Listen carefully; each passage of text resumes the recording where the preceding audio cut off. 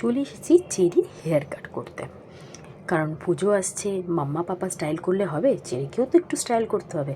তাই ওকে নিয়ে চলে এলাম পার্লারে। আমাদের এখানের এক পার্লার, খুব ভালো। এটা ফ্যামিলি সেলুন। এখানে পাপা বসে গেছে নিজের হেয়ার কাট করতে, আর ওইদিকে চেরির চুলকে ম্যানেজ করা হচ্ছে। জানো, কার্লি হেয়ার তো খুব কষ্টদায়ক ম্যানেজ করা। আমি তো মানে আমার যে কী অবস্থা হয় সেটা আমিই জানি। যাই হোক, আন্টি হেয়ার কাট ম্যানেজ করছে, আর সাথে ওর বক এত বক করছে যে আন্টি পুরো পাগল হয়ে যাচ্ছে। আর সাথে আবার আন্টিকে জড়িয়ে একটু আদরও করে নিচ্ছে। তো আন্টি তো খুব খুশি। আন্টি বলছে এরকম কাস্টমার সচরাচর আসে না, যারা এত মিষ্টি মিষ্টি কথা বলে, কাজ করতেও ভালো লাগে। এ দেখো, চেরির হেয়ার কাট শুরু হয়ে গেছে। আর যেখানে যায় এত বকে লোক, তো মানে ওর বকাতেই পাগল। এবার এই দেখো, হেয়ার কাট চলছে চেরির, আর ওদিকে পাপারও হেয়ার কাট চলছে। আর আমি বসে বসে এদের দুজনের ভিডিও নিচ্ছি।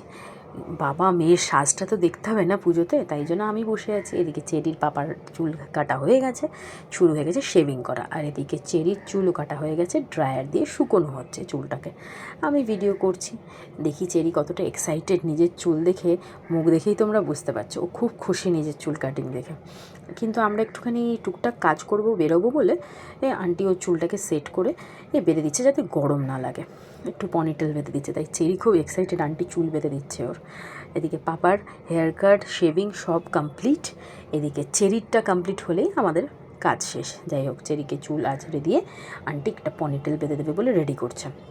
আর আমি বসে বসে দেখছি, খুব সুন্দর লাগছিলো, কারণ প্লেন হয়ে গেছিলো পুরো চুলটা। ওর কার্লি হেয়ার থেকে হঠাৎ স্ট্রেট হেয়ার হয়ে গেছে। দেখো কী সুন্দর লাগছে পনিটেলটা বেঁধে। আর চেরিও খুব এক্সাইটেড নিজের পনিটেল দেখে। আমি বললাম, কী রে, কেমন লাগছে? ও তো খুব খুশি, আমি ওর মুখ দেখেই বুঝতে পারছিলাম।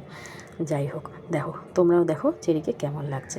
দেখো, চেরির হেয়ার কাট কমপ্লিট, চেরিকে খুব সুন্দর লাগছে। চলো।